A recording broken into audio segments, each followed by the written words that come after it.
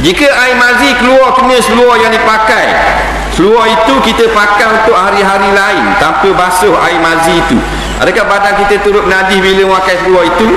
Dan apakah jika kita semayang dalam keadaan bernajis?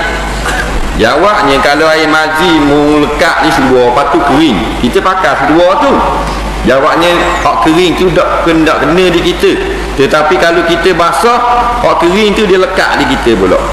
Dari contohnya, kita berpeluh, nak seluar lekat di peha, umpama ni air mazi kering dah, tapi dah peha kita basah, peluh kena kat kering tu, dia lekat lagi. Jadi peha kita mutan najis, semayang tak sah walaupun kita buang keluar, kita masukkan pelekat. Faham? Jadi yang kata boleh najis duduk di seluar ni, iaitu selama mana dia tak melomorkan pada badan, tak ada masalah.